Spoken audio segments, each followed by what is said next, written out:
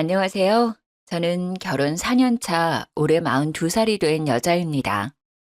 남편은 자전거 동호회에서 만났고요. 동갑이에요. 엄청 세심하고 잘 챙겨주는 사랑꾼이랍니다. 남편만 봤을 때는 더할 나위 없이 행복한데요. 시모 때문에 정말 스트레스 받고 힘들었던 시기가 있었습니다. 지금부터 그 얘기를 여러분들께 해보고자 합니다. 남편의 시모는 어렸을 때 병으로 일찍 돌아가셨어요. 시부는 쭉 혼자 지내셨는데 저희가 결혼하고 1년 차가 되었을 때 계모를 만났습니다.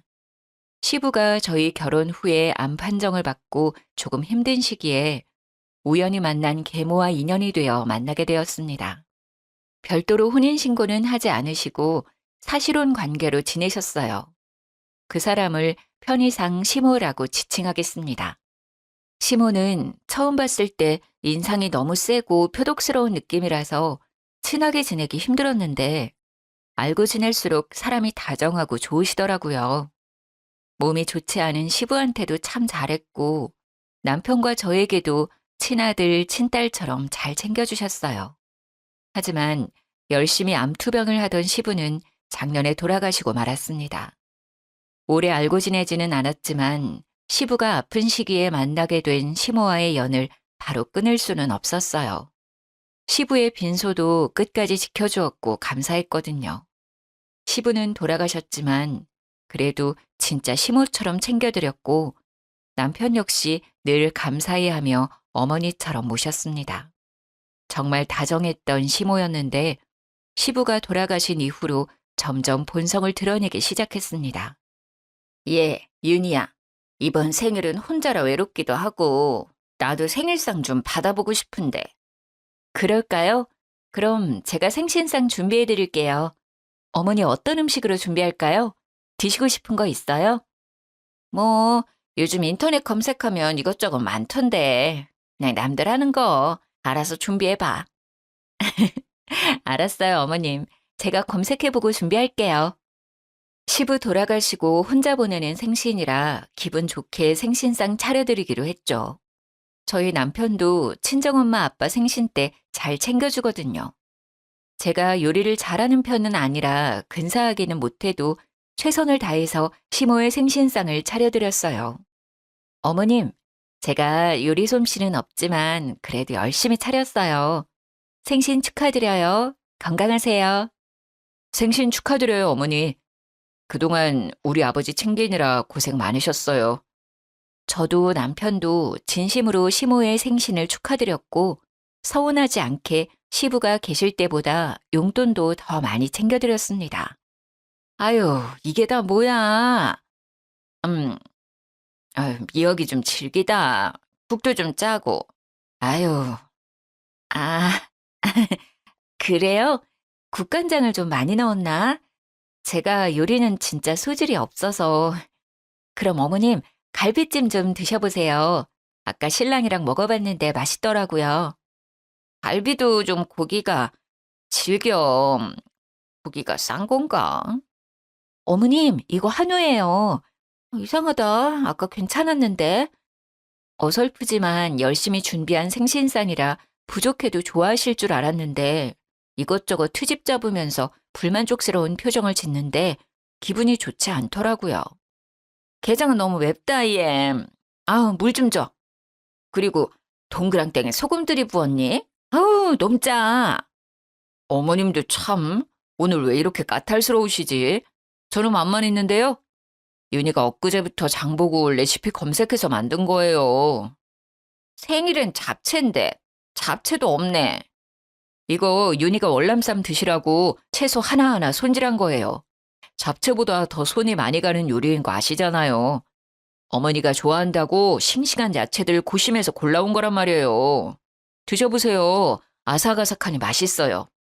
월남쌈은 평소에도 자주 먹는데 생일에도 또 먹네. 지겨워 정말.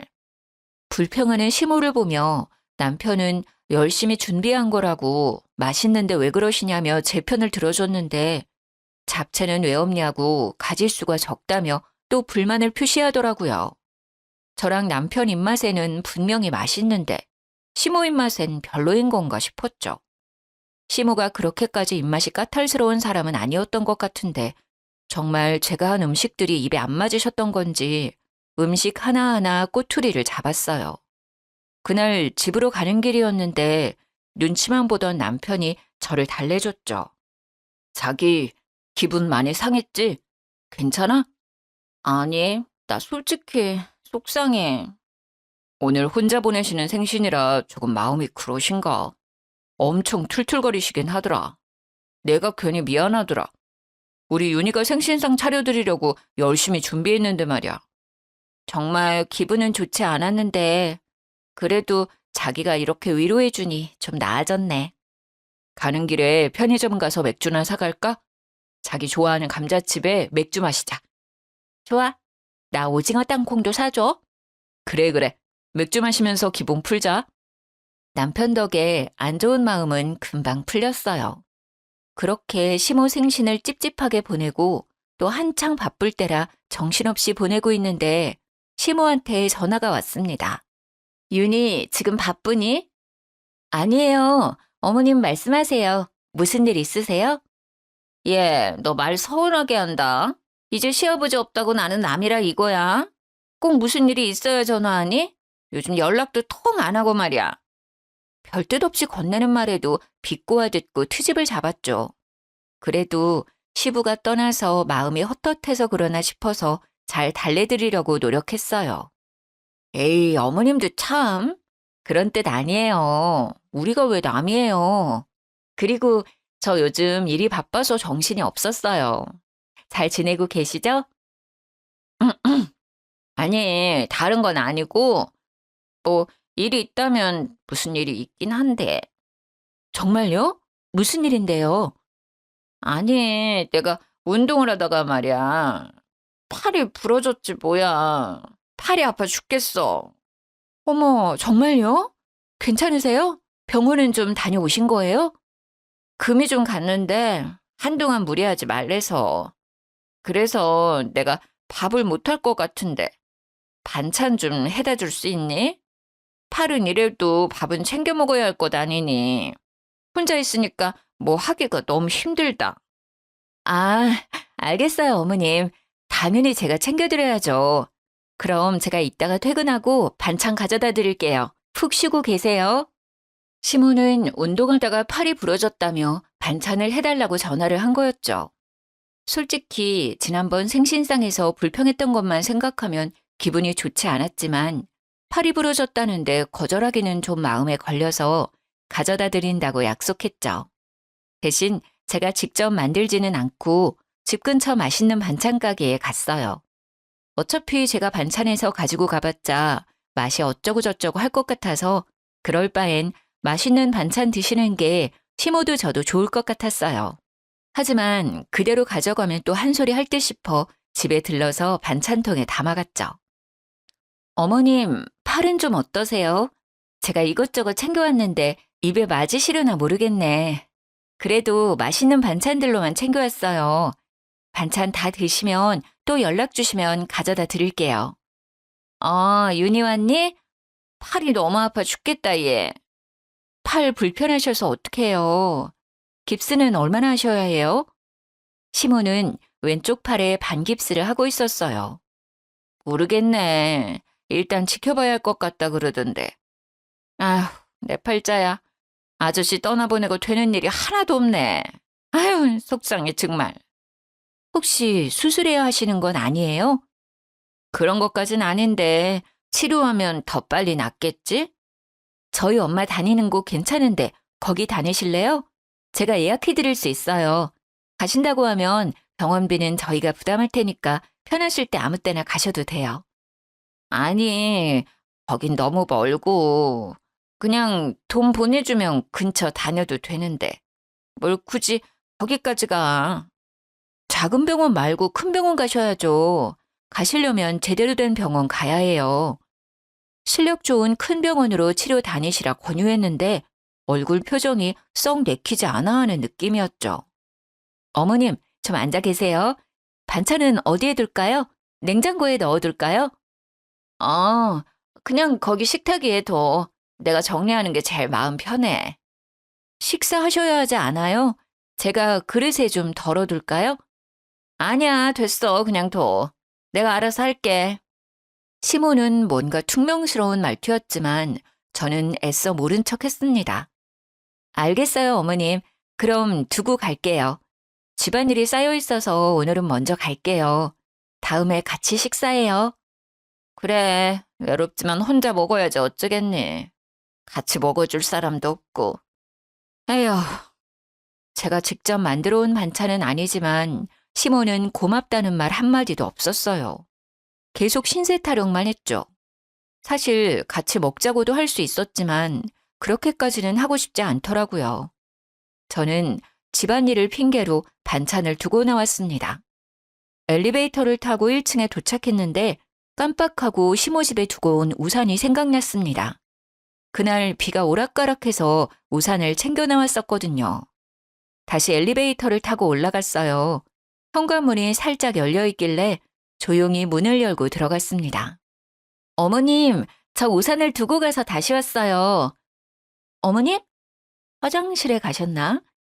그냥 우산만 가지고 가기 뭐해서 거실로 쓱 갔는데 시모가 주방에서 부시럭거리고 있었습니다.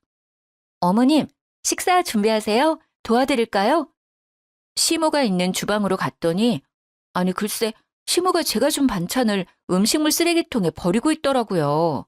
너무 화가 나서 버럭 소리를 질렀습니다. 어머님, 지금 뭐 하시는 거예요? 왜 제가 드린 반찬을 버리세요? 아이고 깜짝아. 너 왜 다시 왔니? 아유 놀래라 진짜. 다시 왔으면 기척을 해야 할 거 아니야. 아니 어머님, 반찬 왜 버리시는 거예요? 받자마자 버릴 거면 대체 반찬 왜 가져오라고 시킨 거예요? 아니, 너무 맛이 없잖아. 이런 걸 어떻게 먹어? 너는 팔이 부러졌으면 사골 푹 고운 거나 가져오지. 센스 없게 이런 걸 가져오니까 그냥 뒀다간 쓰레기 될 것 같아서. 미안한 기색이 없이 맛이 없다고 당당하게 얘기하는 시모를 보니 기가 차더라고요. 어머님, 맛은 보시고 그런 말 하는 거예요? 맛 보고 말 것도 없지 뭐. 맛도 안 보시고 버릴 거면 왜 저 부르신 거예요? 그거 유명한 반찬 가게에서 산 거예요. 아버님이 좋아하시던 그 반찬 가게요. 그리고 드시고 싶은 게 있으시면 말씀해 주시지 그랬어요. 뭐? 너는 반찬을 해오라고 했더니 사? 이제 뭐 관심 없는 남이라 이거야? 그리고 네가 알아서 잘 챙겨와야지. 내가 매번 너한테 알려줘야 하니? 어머님이 제가 한 반찬은 맛이 없다면서요. 그래서 맛있게 드시라고 맛있는 곳에서 사왔어요. 팔 부러져서 아무것도 못 하신다고 하니까. 그리고 여기에서 남이 왜 나와요? 하, 진짜 왜 그러시는 거예요? 지난번부터 대체. 이제 친애 시아버지 죽었다고 나는 사온 반찬이나 먹으라고? 정말 서럽다 서러워. 마치 벽이랑 얘기하는 것 같았어요. 고구마 100개 먹은 느낌이었죠. 시모는 시부가 돌아가신 후 툭하면 자기는 남이라 이렇게 대한다는 둥 참 사람 할 말 없게 했습니다. 어머님, 진짜 남이었으면 이렇게 오지도 않아요. 대체 요즘 왜 그러세요? 아버님 돌아가신 후 외로우실까 봐 더 챙겨드리고 있잖아요. 뭐가 마음에 안 들어서 계속 이러시는 거예요. 너 지금 나한테 소리 지르는 거니? 시아버지 있을 때는 그렇게 알랑망고 끼면서 어머니 하더니 이제 없으니까 내가 아주 만만해 보이지? 어머님, 지금 제가 말하는 요점은 그게 아니잖아요. 반찬 버릴 거면서 대체 왜 설마 저 골탕 먹이고 싶어서 그러신 거예요? 됐다 얘. 너랑 말하고 싶지 않으니까 당장 가. 저도 마찬가지예요. 어머님이랑 말하기 싫어요. 이제 저한테 뭐 해달라고 연락하지 마세요. 도대체 이해할 수가 없더라고요.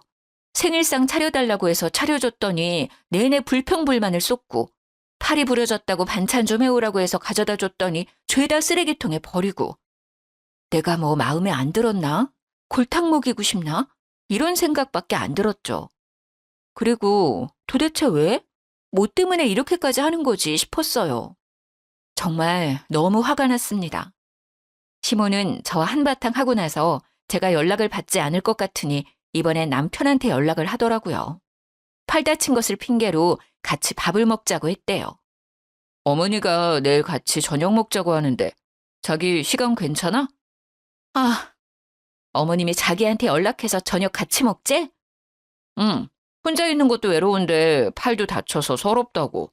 매일은 아니더라도 일주일에 한 번씩 밥은 같이 먹자고 하시던데. 어머님이 별다른 얘기는 안 해? 별다른 얘기? 응, 별말은 없으시던데. 왜? 무슨 일 있었어? 저는 남편한테 그날 시모와 있었던 일을 다 얘기해 줬습니다. 아버지 돌아가시고 적적하신가? 요즘 진짜 왜 그러시지?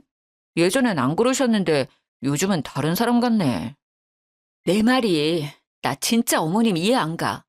솔직히 화도 많이 나고 어머님 보고 싶지도 않고 내가 마음에 안 드시나? 아니 그래도 아버님이랑 같이 살 땐 이러지 않았는데 왜? 자기야, 내가 미안해. 내가 중간에서 역할을 잘 못해준 것 같아. 혹시 어머니랑 또 무슨 일 생기면 그땐 바로 말해줘. 알겠지? 아니야. 자기가 미안할 건 없지. 그냥 좀 요즘 어머님 너무하시다는 생각이 들어서. 당연하지. 나였어도 그런 생각 들었을 것 같아. 내가 봐도 좀 심할 때 있어. 그래도 팔 다치시고 해서 좀 더 예민해져 있을 수도 있으니 좀 괜찮아지실 때까지만 가끔 외식이나 하자. 자기 불편하면 나 혼자 다녀와도 되고. 아니야. 나도 너무 소리 지르고 왔나 싶기도 하고. 그래도 아버님 계실 때 옆에서 잘 케어해 주셨는데. 대신 자기랑 있을 때만 어머님 만날래. 이제 따로는 안 만날게. 그래. 그러자. 고마워. 그럼 내가 식당 예약할게. 자기 퇴근하면 식당으로 바로 와. 거기에서 만나자. 응, 알았어. 솔직히 시모 꼴보기도 싫었지만 남편이 잘 달래주기도 했고 팔 좋아질 때까지만 져주자 싶었죠. 하지만 시모와 연락을 따로 할 생각은 없었어요. 그 다음날 퇴근하자마자 예약한 식당으로 갔습니다. 남편은 업무 정리할 것이 있어 조금 늦을 것 같다고 연락이 왔어요. 식당에 들어갔는데 시모가 먼저 앉아 있었습니다. 어머님, 먼저 오셨네요. 신랑은 업무 정리하느라 조금 늦는다고 저희 먼저 먹고 있으래요. 그래? 그럼 먼저 시켜 먹자. 팔 아파서 끼니를 제대로 못 챙겨 먹었더니 배가 너무 고프다. 나는 소갈비 먹을래. 그럼 소갈비 3인분 먼저 시킬게요. 살짝 어색한 공기가 흘렀지만 모른 척 했습니다. 주문한 소갈비가 나와서 말없이 소갈비만 구웠습니다. 예, 윤희야. 소갈비는 살짝만 익혀서 먹어야 하는 거 알지? 이제 옆에 고기는 잘라도 될 것 같은데. 아유, 타겠다. 지금 자르려고 했어요. 여기 위에 잘라둘 테니 드세요. 한 입에 먹기 좋은 크기로 잘라줘. 그나저나 윤희 너 요즘 살찐 것 같다. 왜 이렇게 살이 쪘어? 그래요? 크게 몸무게 변화는 없는데요. 아니야, 너 얼굴도 그렇고 아까 들어올 때 보니까 허벅지도 좀 굵어진 것 같더라. 너 이제 나이가 있는데 관리 좀 해야지. 나이 들면 살 빼기 더 힘들어. 나 봐, 이 나이 돼도 운동 열심히 다니잖니. 나는 50kg 넘어본 적이 없어. 너 요즘 몇 킬로니? 시모는 갑자기 제가 살이 쪘다며 시비를 걸기 시작하더군요. 어머님은 키가 작으시잖아요. 운동은 제가 알아서 할게요. 제가 잘 붙는 체질이라 그렇지 어머님이 생각하시는 것처럼 그렇게 뚱뚱하진 않아요. 어머님이 너무 마르신 거예요. 수영 다니는 아줌마들이 내 몸매를 얼마나 부러워하는데. 나는 그냥 마르기만 한 게 아니잖니. 너가 이렇게 뚱뚱하니까 애가 안 생기는 거 아니니? 나이 더 들면 애기 갖기도 힘든데. 정말 애기 안 낳을 거야? 나중에는 낳고 싶어도 못 낳아. 저는 비쩍 마른 체형은 아니지만 뚱뚱한 체형은 아닙니다. 그냥 평범한 보통 체격이에요. 160에 58kg거든요. 시모는 빼빼 마른 체형이어서 제가 뚱뚱해 보이는지는 모르겠지만 사람의 외적인 걸로 비꼬든 얘기하니까 진짜 화가 너무 나더라고요. 그리고 저희는 남편과 합의하에 딩크족으로 살기로 했고 시모는 이 사실을 예전부터 알고 있었습니다. 어머님, 제발 그만 좀 하세요. 저 어디 가서 뚱뚱하다 살쪘다 이런 얘기 들은 적 없어요. 왜 갑자기 식사하시다가 생뚱맞은 얘기를 하세요? 그리고 어머님, 저희 얘기 안 가지기로 한 거 아시잖아요. 그전에는 이런 얘기 없으시다가 왜 그러세요?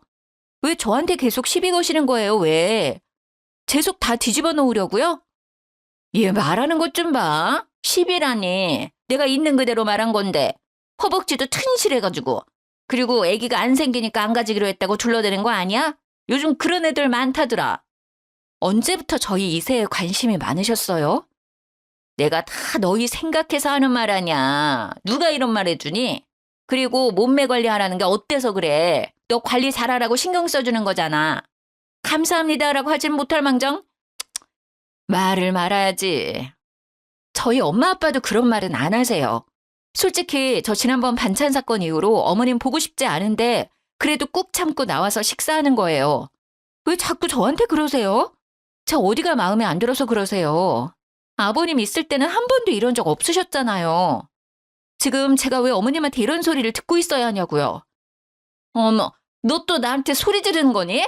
욱하는 성격 좀 고쳐. 어디서 어른한테 파락파락 대들고 말이야. 건방지게. 더 이상 시모랑 싸우기 싫었고 같이 있고 싶지 않았어요. 저는 시모를 식당에 두고 그냥 나왔습니다. 집에 가면서 남편한테 전화를 했더니 통화 중이더라고요. 일단 집에 가서 연락하자 싶어서 그냥 갔습니다. 집에 도착할 즈음 남편한테 전화가 왔어요. 자기야, 무슨 일이야? 어디야? 집이야? 나 진짜 어머님이랑 같이 못 있겠어. 내 속 뒤집어 놓고 싶으신가 봐. 아니면 나랑 있는 게 싫은 건지. 대체 이해가 안 가. 어머니가 너랑 싸우면서 실랑이를 하다가 넘어져서 발목이 삐셨다던데. 크게 싸운 거야? 뭐 때문에 그렇게 다퉜어? 어머니가 또 뭐라 하셨어? 아까 남편이랑 통화했던 사람이 시모였더라고요. 그저 말다툼 뿐이었는데 시모는 더 크게 부풀려 얘기했죠. 발목이 삐끗했다니요. 제가 자리를 박차고 나올 때도 시모는 소갈비만 열심히 먹고 있었어요. 어머님이 나랑 싸우다가 넘어지셨대? 진짜 기가 찬다, 기가 차. 대체 왜 그러시는 거야? 그렇게까지 안 싸웠어. 그냥 말다툼하다가 내가 도저히 같이 못 있을 것 같아서 나 혼자 나온 거야.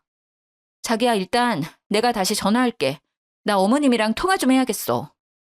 이젠 없는 말까지 지어내는 시모한테 정이 뚝 떨어졌죠. 화가 나서 전화를 걸었더니 바로 받더라고요. 예, 너는 애가 도대체? 어머님, 저랑 싸우다가 넘어지셨어요? 왜 없는 말을 지어내세요? 언제 넘어지셨는데요? 너 나갈 때 내가 따라 나가다가 넘어졌어. 무슨 말도 안 되는 말씀을 하세요. 언제 따라 나오셨어요? 신랑한테는 저랑 실랑이 하다가 넘어졌다고 하셨다면서요. 이제 거짓말까지 하는 거예요? 뭐 그게 그거지. 너랑 싸우고 나가다가 넘어진 거니까 싸우다 넘어진 거지. 저 나갈 때 그냥 앉아 계셨잖아요. 제가 어머니 고기 드시고 있는 거 봤는데 왜 거짓말하세요? 진짜 저 따라 나오셨어요? 그리고 넘어지신 건 확실해요? 저 식당에 확인해 볼 거예요. 식당에 CCTV 있는 거 모르죠? 망신 나가고 싶지 않으시면 다시 신랑한테 전화해서 정정하세요. 없는 말 좀 꾸며대지 마시라고요. 아니 뭘 또 CCTV까지 확인을 한대. 사건이 생긴 것도 아니고 말다툼 좀 한 거 가지고. 예, 일단 끊어. 시모는 계속 말이 바뀌었죠. 자꾸 이렇게 거짓말하면 식당 찾아가 CCTV 확인할 거라고 얘기했더니 바로 꼬리를 내리더라고요. 정말 질릴 대로 질렸고 몸도 마음도 지쳤습니다. 저는 남편한테 시모랑은 이제 더 이상 연락하고 싶지도 만나고 싶지도 않다고 했어요. 자기야, 나 진짜 어머님 보기 싫어. 아니, 안 봐. 이제 연락도 만나지도 않을 거야. 이제 진짜 남이야. 더는 못 참겠어. 그래, 그러는 게 좋겠다. 원래 이런 분이 아니셨던 것 같은데 대체 왜 자꾸 이러시는지. 도대체 뭐가 불만이셔서 자기한테 자꾸 그러는지 모르겠네. 남편도 시모의 본성을 알게 되었지만 어떻게 해야 할지 난처해했어요. 저는 시모랑 연락을 끊을 수 있지만 남편은 당장은 힘들어 보였죠. 아무래도 시부가 아플 때 옆에서 잘 케어해 주셨던 분이라 그 부분은 이해했어요. 저는 한동안 시모 때문에 쌓인 스트레스를 해소할 겸 동네 수영장에 수영을 배우러 갔어요. 강습 시간에 맞춰 도착해서 준비 운동을 하고 있는데 시모가 있는 것 아니겠어요? 엊그제까지만 해도 팔 다쳐서 반깁스를 하고 있던 시모가 자유형을 아무렇지 않게 하는 것을 보고 거짓말이었음을 알게 되었습니다. 팔 다쳤다고 반찬 해오라고 한 것도 그저 심술을 부리기 위한 핑계였구나 싶었죠. 당장 가서 팔 다친 것도 거짓말이었냐고 따지고 싶었지만 참았어요. 심술쟁이 시모를 어떻게 해야 할까 고민하던 차에 좋은 생각이 떠올랐습니다. 저는 수영장에서 나와서 남편한테 전화를 했어요. 자기야, 바빠? 통화 괜찮아? 괜찮아, 얘기해. 수영 간다더니 벌써 나왔어? 아, 나 까먹었던 일이 생각나서. 참, 자기야. 어머님 팔 다친 거 너무 오래 가는 것 같아서 우리 엄마 다니는 병원 있는데 거기 의사 선생님이 잘 봐주시거든. 자기가 한번 병원 모시고 가봐. 자기는 그렇게 당하고서 또 걱정스러워? 그렇게 착해가지고 어떡하냐 정말.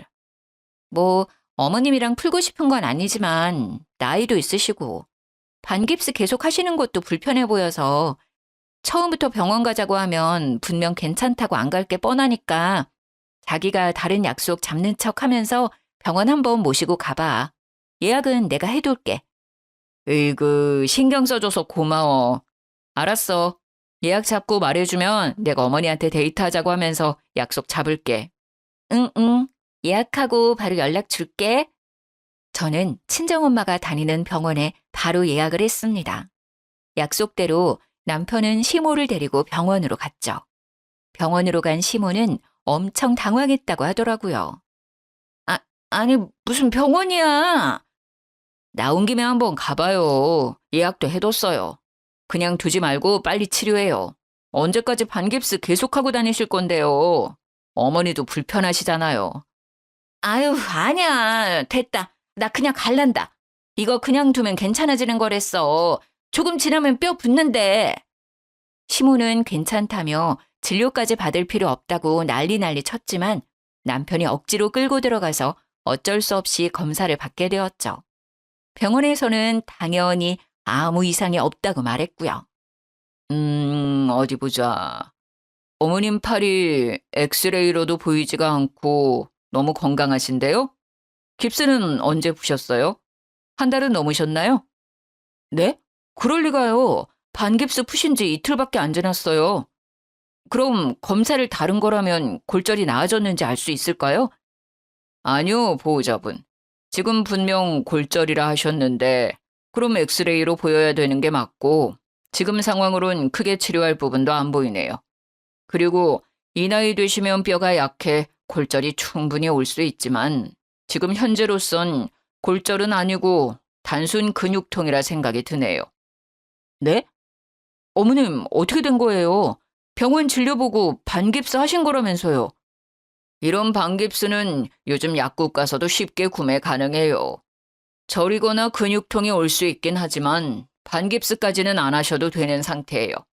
오히려 어머님 나이에 너무 오랫동안 안 움직이시면 근육이 더 소실될 가능성도 있어요. 적당한 운동은 꼭 하셔야 어머님 더 오래오래 사실 수 있어요. 진료를 받고 나온 시모는 한동안 말이 없었고 남편은 화를 냈다고 해요. 어머니, 이게 무슨 상황이에요? 아니, 진짜 아팠는데 부러졌다고 했어. 어느 병원에 가셨는데요? 거기 의사 돌팔이네. 당장 가요. 어떤 병원인지 제가 좀 가봐야겠어요. 아니, 그럴 필요는 없고. 그게 저기 아는 아줌마가 이렇게 통증 있는 건 부러진 거라고 해서. 병원에 가지도 않고 부러졌다고 스스로 진단을 내리신 거예요? 대체 왜 그런 거짓말을 하셨어요? 왜? 도대체 이유가 뭐예요? 미안하다. 할 말이 없네. 몇 주 동안 다친 척하면서 윤희 그렇게 괴롭히신 거예요? 뭐가 그렇게 마음에 안 드시길래 그랬어요? 아빠 돌아가시고 나서도 정말 잘해드렸잖아요. 아, 정말 아무리 생각해도 이해가 안 돼요. 미안하다. 내가 혼자 되고 나서 괜히 외롭고 심술 나서 그랬나 봐. 미안하다 정말. 사과는 저한테 말고 윤희한테 하셔야죠. 그동안 윤희한테 못되게 하셨던 거 직접 찾아가서 사과하세요, 당장. 남편이 불같이 화를 내자 시모는 울며불며 미안하다고 사과를 했죠. 그날 저녁에 남편과 함께 저를 찾아왔습니다. 윤희야, 미안하다. 내가 심술맞게 행동해서 미안하다. 거짓말해서 미안해. 용서해 주겠니? 내가 요즘 외로운가 봐. 너희가 잘 지내는 거 보니까 괜히 심술이 났나 봐. 그동안 서운하게 했다면 사과할게. 미안하다, 정말. 네, 어머님. 근데 저 예전처럼 어머님이랑 지내지는 못할 것 같아요. 아니, 그냥 아예 몰랐던 그 시절로 돌아가서 모르는 사람처럼 지내요. 저는 이제 어머님이랑 연락할 생각도 만날 생각도 없어요.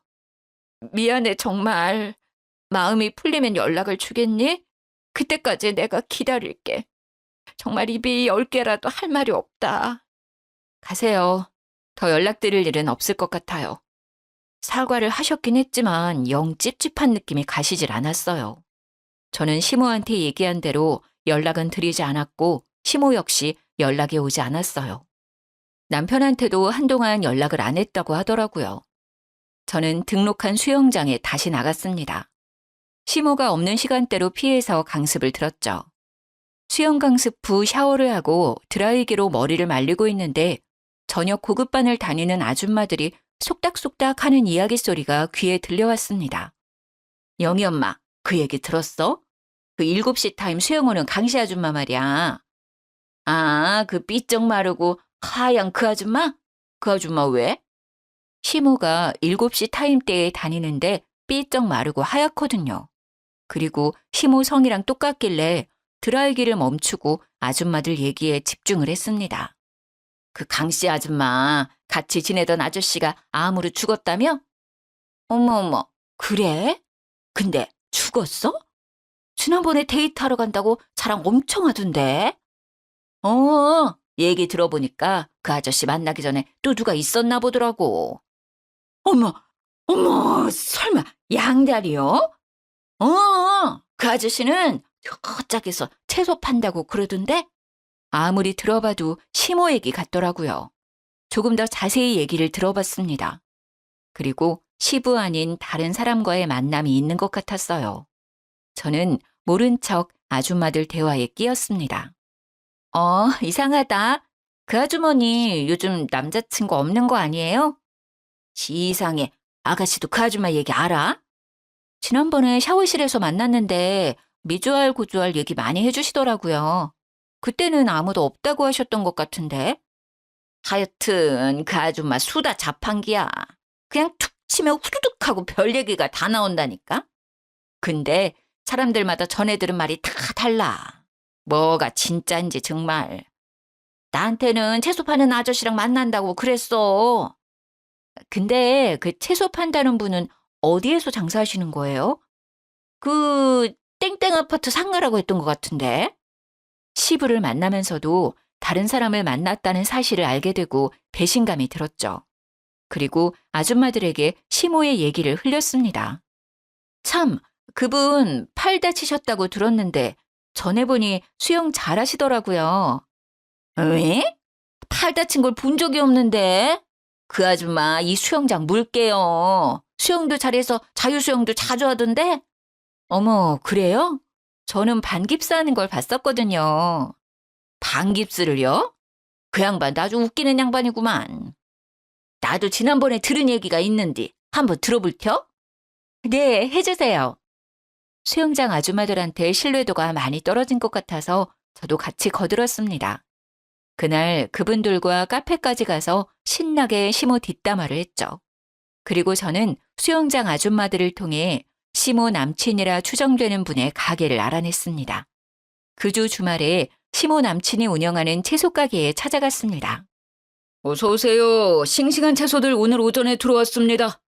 안녕하세요, 사장님. 다름이 아니라 여쭤볼 것이 있어서 왔어요. 강영옥 씨 아시죠? 영옥 씨를 어떻게... 저는 시모 남친에게 며느리라고 소개를 하고 자초지종을 설명했습니다. 시모 남친은 잠시 시간을 내어주었죠. 근처 카페에서 대화를 나눴습니다. 저는 어머님이 혼자이신 줄 알았거든요. 아버님 돌아가신 이후에야 뭐 남자친구분 언제든 만날 수 있다고 생각하는데 아버님 계실 때도 만나고 계셨다고 하면 얘기가 좀 달라져서요. 나는 영옥 씨한테 며느리가 있었는지도 몰랐네. 뭐 요즘은 거의 헤어졌다고 보면 될 것 같은데. 영옥 씨랑은 꽤 오래 만났어요.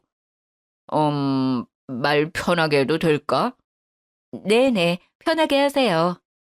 우리가 한 7년을 만났나? 3년 전인가 갑자기 연락을 뚝 끊더라고. 시모 남친이 말한 3년 전은 저희 시아버지를 만난 시기였던 것 같았죠. 시모 남친은 계속 얘기를 해주었습니다. 그렇다고 완전 끄는 건 아니고 가끔 가게에 오기도 하고 그러다가 작년부터 또다시 연락을 자주 하대. 저희 아버님이 작년에 돌아가셨거든요. 그 여자 비빌 언덕이 없으니까 나한테 다시 연락했구만. 아무튼 나도 만난 정이 있으니까 또 몇 번 만났는데 계속 돈을 빌려달라 뭘 해달라 이러더라고. 오랜만에 연락이 와서 한다는 말이 최근에는 팔 부러졌다고 병원비를 좀 달라고 하질 않나.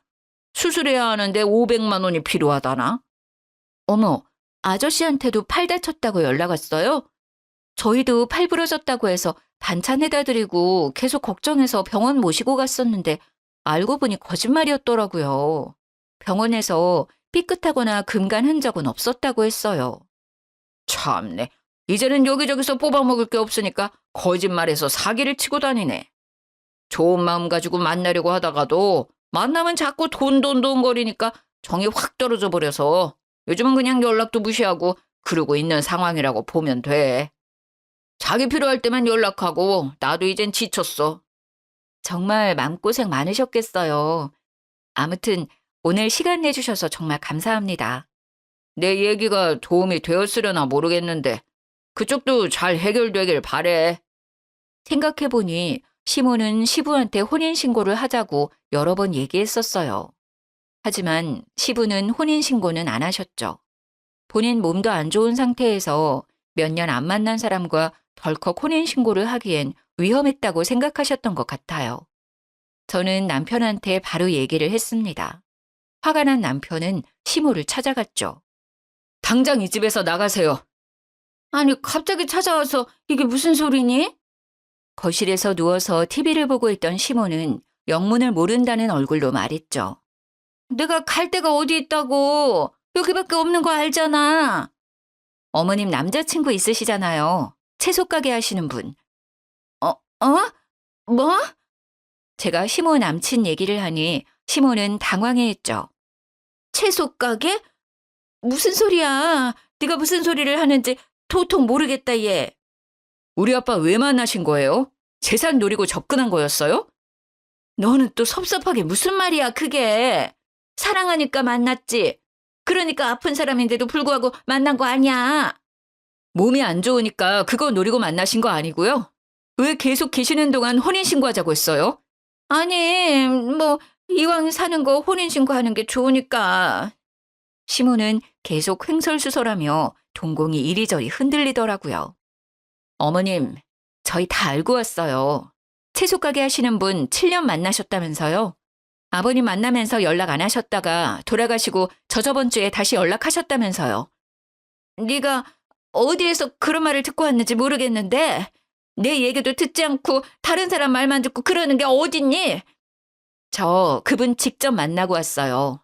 어머님 같이 가보실래요? 사거리 맞은편 아파트 상가에서 채소 가게 하시는 분이잖아요. 강영옥 씨 아시냐고 하니까 아주 잘 안다고 하시던데.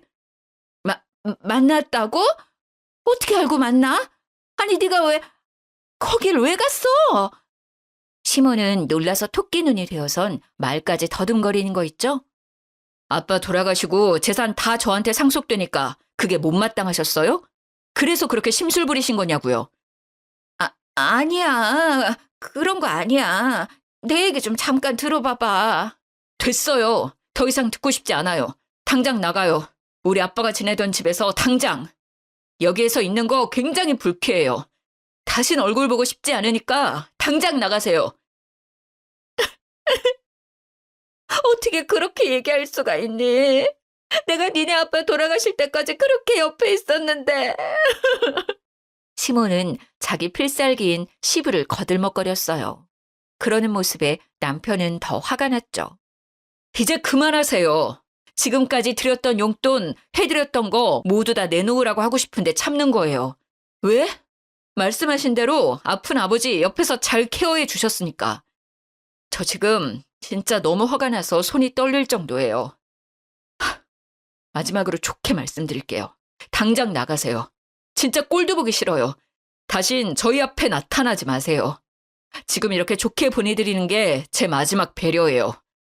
시모는 결국 쫓겨났습니다. 시모는 갈 곳이 없었는지 또 야채가게 남친을 찾아간 것 같더라고요.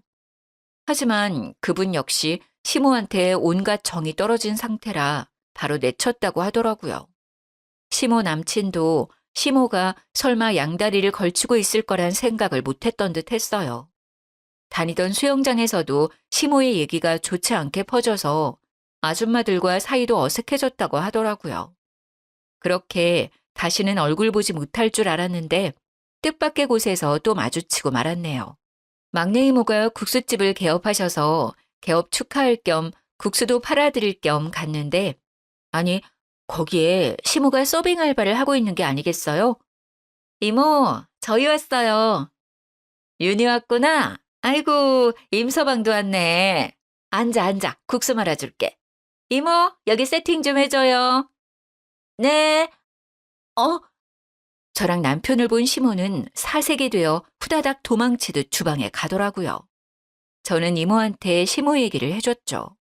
이모가 얘기해줬는데 시모는 그날까지만 일하고 바로 잘렸다고 해요. 결국 오갈 곳이 없고 남은 돈도 없었던 시모는 수영장 아줌마 말에 의하면 급한 대로 저렴한 고시원에서 지낸다고 하더라고요. 기사식당에서 알바하면서 밥 빌어먹고 산다고 들었습니다. 시모는 시부가 돌아가시고 재산을 받지 못해서인지 괜히 저한테 화풀이했던 것 같았어요. 혼인신고했었으면 자기도 유산을 받을 수 있었는데 남편한테 모두 상속되었으니 얼마나 배가 아팠겠어요. 제가 제일 만만하니 저한테 그 짜증을 다 푸셨던 것 같습니다. 애초에 자기 것이 아니었는데 욕심을 낸 것부터 잘못된 것 같은데 말이죠. 저희 시부가 시모의 검은 속내를 아셨는지 혼인신고를 안 하신 건 정말 아직까지도 천운이라고 생각이 됩니다. 저희는 시모가 지내던 아파트는 팔고 그 돈으로 조금 더 넓고 좋은 아파트로 이사를 갔어요. 남편은 늘 그랬듯 여전히 세심하고 친구들이 부러워하는 사랑꾼이랍니다. 못된 심보로 저희 가족에게 접근했다가 결국 뽀록이 나서 쫓겨난 시모는 자기의 잘못을 알고 있을지 모르겠어요. 물론 저는 이제 더는 상관이 없지만요. 꽤 길었던 저의 이야기 잘 들어주어서 감사합니다. 그래도 속 시원한 마무리 아닌가요? 날이 꽤 쌀쌀해졌습니다. 여러분 감기 조심하시고 행복한 하루 보내세요.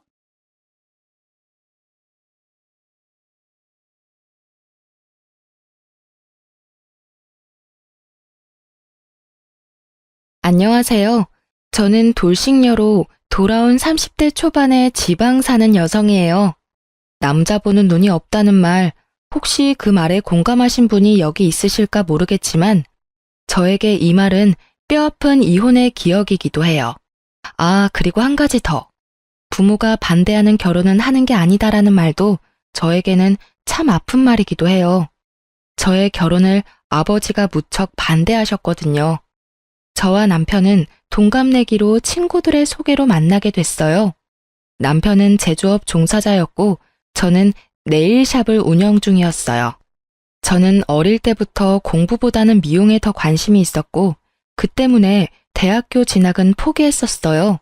남편은 대학교는 나왔고요. 처음에 남편을 저희 친정집에 데려갔을 때 저녁을 먹고 이야기를 나누던 아버지는 남편이 돌아가고 나서 저에게 결혼은 하지 말고 연애만 하라고 했었어요. 그렇지만 저는 그 사람을 너무 사랑했고 상냥하고 사근사근하게 저를 대해주는 그 모습에 헤어지는 건 상상도 할 수 없었어요. 결국은 제가 밀어붙여서 결혼에 성공하게 됐어요. 잘 살면 된다는 생각을 했거든요. 다들 처음 결혼할 때 그렇게 생각하잖아요. 저도 똑같았어요. 잘 사는 모습 보여주면 된다라고 쓸데없이 비장하게 생각했는데 정말 불과 3년 만에 헤어지게 될 줄 그 당시에는 상상도 못했죠. 친구들은 저희 신혼집에 대해서도 듣고는 이혼 후에 그때부터가 문제였다고 말하곤 했어요. 왜냐면 저희의 신혼집은 제가 살던 집의 전세금에 남편이 1,000만 원을 보태서 산 작은 아파트였거든요. 남편은 딱 1,000만 원을 보태줬고 대신 제 지분이 크다는 걸 감안해서 명의는 제 이름으로 되어 있었어요. 그래도 저는 개의치 않았어요. 사랑이라는 단 한마디만으로도 모든 게 설명됐던 콩깍지가 심하게 씌인 상태였으니까요. 그리고 결혼 전 남편 본가에 갔을 때 시댁 부모님이 잘 사는 편이 아니라는 걸 알고 저는 모든 걸 다 이해하려고 했어요. 정말 그때는 모든 걸 다 퍼줘도 된다고 생각했는데 결혼을 하니 사람이 달라지더군요. 그것도 180도로 확 말이죠. 남편이 달라졌다는 걸 확실하게 느낀 건 첫 번째 결혼 기념일이었어요. 뭐든 첫 번째라는 건 무척 특별한 법이잖아요. 그래서 저도 그 특별한 날을 위해 며칠 전부터 무척 바쁘게 움직였어요. 우선은 백화점에 가서 평소에는 사기 힘든 비싼 브랜드의 커플 신발을 장만했어요. 두 사람의 기념일이니까 선물도 2개면 좋잖아요. 사면서도 남편이 얼마나 좋아할지 생각하며 저 스스로도 무척 즐거운 쇼핑이었어요. 딱히 남편에게 미리 말하지는 않았어요. 첫 번째 결혼 기념일을 설마 잊지는 않을 거라는 생각을 하기도 했고 서프라이즈 느낌도 좋았으니까요. 그렇게 저는 신발을 사서 몰래 숨겨두고 결혼 기념일 당일에는 스테이크와 와인까지 준비했죠. 향긋한 향초와 제가 좋아하는 장미꽃으로 식탁을 장식하고 남편을 기다리고 있었는데 남편의 귀가가 점점 늦어지더라고요. 결국은 전화를 하지 않으려고 했던 저는 걱정 반 짜증 반으로 남편의 전화번호를 눌렀죠. 남편이 전화를 받는 순간 주변에 왁자지껄한 소리가 확 귀를 파고들더군요. 순간 제 머릿속을 차지하고 있던 반틈의 걱정이 순식간에 날아가 버렸어요. 남편에게 말을 건네는 제 목소리가 제가 생각해도 차갑게 굳어있을 정도였으니까요. 어디야? 아, 나 지금 친구들이랑 놀고 있지. 오늘 좀 늦게 들어갈 것 같은데 내일 해장국이나 좀 끓여놔줘. 제가 화난 건 전혀 생각하지도 않은 남편의 밝은 목소리에 저는 더 열이 받았어요. 너 오늘이 무슨 날인지 잊어버렸어? 그렇게 물으면서도 저는 머릿속으로 왜 이렇게 중요한 날을 잊어버린 거야 하고 생각하고 있었어요. 그런데 오늘? 결혼기념일 맞지? 내뱉으려고 미리 머금었던 말들이 그 말에 다시 목구멍 안으로 쑥 밀려 들어가 버렸어요. 당연히 잊고 있어서 놀고 있는 거라고 생각했는데 알면서 놀고 있다는 말이 너무 충격이었으니까요. 제가 말을 잊지 못하니 남편이 먼저 말하더군요. 내가 안 와서 화났어? 자기가 좀 이해해. 어차피 잡은 물고기인데 기념일 꼬박꼬박 챙길 필요 없잖아. 솔직히 연애 때 챙겨준 것도 엄청 힘들었거든. 그러니까 우리 이제 이런 기념일 적당히 하자. 솔직히 연애 때 힘 다 써서 이젠 그런 거 챙길 힘도 없어. 해맑게 미친 소리를 하고 일방적으로 전화를 끊는 남편 놈을 보니 갑자기 부모님 생각이 나더라고요. 하지 마라는 결혼했다가 이 꼴이 된 것 같아서 힘든 소리도 못하겠고 열은 받았는데 풀 곳은 없고 결국은 저도 행동으로 보여주기로 했어요. 저는 제가 산 신발 선물을 꺼내 사진을 찍었어요. 그리고 그걸 SNS에 올리고 미안해 안녕 이라고 썼거든요. 남편이 그걸 보고 돌아오기만 한다면 용서해주겠다는 마음으로요. 그런데 연락 하나 없더라고요. 신경도 안 쓰고 열심히 놀고 있는 모양이더라고요. 부글부글 끓는 마음으로 남편을 기다렸는데 기다리는 남편은 오질 않고 문자 하나가 먼저 도착하더군요. 42만 5천 원이라는 금액의 술값 문자요. 남편은요, 남들이 우쭈쭈 하는 거에 약해 빠져서 누가 엉덩이만 살살 긁어주면 자기가 뭐라도 됐냐 큰 돈도 결제하곤 했어요. 그리고 주변의 나쁜 친구들은 모두 그걸 알고 이용해 먹는 거였고요. 결국은 자기가 대단한 사람이 됐다며 정신 승리까지 하기도 했죠. 결혼 전에는 제가 하지 말라고 하면 안 하더니 결혼하고 나니 다시 그 친구들과 친하게 지내게 됐나 봐요. 이것도 잡은 물고기에는 밥을 안 준다는 생각의 연장인 거겠죠. 잠을 자야 하는데 머릿속이 부글부글 끓으며 잠이 너무 오지 않더라고요. 더 또렷해지기만 했죠. 그리고 문이 열리고 남편이 들어오는 소리가 들렸어요. 인사불성에 빠져서는 들어오자마자 씻지도 않고 침대에 누워 바로 자더군요. 그 모습에 더 화가 난 저는 다음날 날이 밝자마자 코골며 자는 남편놈을 남겨두고 신발을 포장된 그대로 가지고 그걸 샀던 백화점 매장으로 향했어요. 그리고 남편 것만 반품 처리했어요. 어차피 신어보지도 않은 거였으니. 그리고 저는 반품한 남편 신발값으로 제 옷이랑 액세서리를 샀어요. 백화점에서 코스 요리까지 먹고 집에 왔는데 남편이 어디 갔었냐며 난리더군요. 아침부터 어디 갔던 거야? 해놓으라는 해장국도 안 해놓고. 어제 결혼기념일 안 챙겼다고 설마 삐쳐서 밥도 안 해놓고 남편 굶긴 거야? 웃기지도 않게 상전 노릇하고 있는 남편놈을 보니 사그라들었던 화가 다시 활활 타오르더라고요. 그래, 당신이 안 챙겨준 결혼기념일 챙기려고 나 혼자 쇼핑이나 하고 맛있는 거 먹고 왔어. 그러면서 저는 제가 산 물건들 가방을 주르륵 늘어놨어요. 남편이 기웃거리며 자기 물건을 찾는 꼴이 너무 웃겨서 웃음이 나올 뻔했어요. 근데 왜 자기 것만 사왔어? 결혼기념일인데 내 건 어디 갔어? 당신이 굳이 기념일 챙기지 말라며. 안 주고 안 받고 싶은 거라고 생각해서 준비 안 했어. 알아서 내 건 내가 챙길 테니까 네 건 네가 알아서 챙겨. 아, 근데 이번 달 카드값 많이 나와서 힘들 테니까 뭐라도 살 거면 다음 달에 사. 어제 술값 40만 원 넘게 나왔더라고. 술값이 많이 나왔으면 당신도 이런 걸 사지 말았어야지. 너 설마 내가 어제 결혼기념일에 술 마시러 갔다고 화나서 이런 짓 한 거야? 야, 정말. 술값을 많이 쓴 건 너잖아. 근데 왜 내가 당신 때문에 아껴 써야 하는데? 나도 돈 벌고 있어. 너한테 돈 타서 쓰는 것도 아닌데 왜 참견이야? 그리고 나는 어차피 결혼하면서 당신 따라 멀리 오는 바람에 돈 쓸 친구도 없어서 당신처럼 하룻밤에 40만 원 넘게 쓸 일이 없거든? 근데 너무 불공평하잖아. 당신은 돈을 그만큼이나 유흥비로 썼는데 왜 나는 그 돈을 못 써? 나도 그만큼 쓰려고 나를 위해 쇼핑한 거야. 그 정도는 이해하지? 그렇게 이야기해도 남편은 이해를 못 하더라고요. 그저 자기 선물이 없다는 거에만 꽂혀서는 계속 선물 이야기만 해댔어요. 아, 장난하지 말고. 내 선물 있지? 어제 SNS 올린 거 아침에 봤거든? 신발 사놓은 거 맞지? 그거? 반품했는데? 너 어차피 잡은 물고기 밥 안 준다며. 우리 첫 결혼기념일이라 내 돈을 좀 썼는데 네가 그런 생각이면 나도 따라야지 뭐. 그래서 내 것만 남겨두고 반품했어. 그걸 왜 네 맘대로 반품하는 건데? 아, 진짜 어이없네.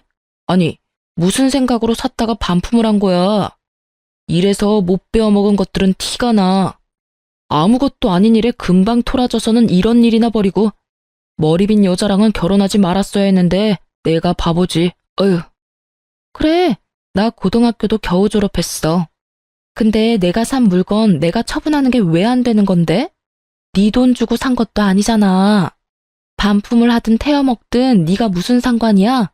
그리고 못 배운 여자들이 금방 토라진다는 건 또 무슨 어이없는 소리고? 당신이야말로 편협하고 쪼잔한 남자지. 오히려 저를 깔아내리며 상식 이하의 여자로 만드는 남편을 향해 분노로 가득 차 소리쳤어요.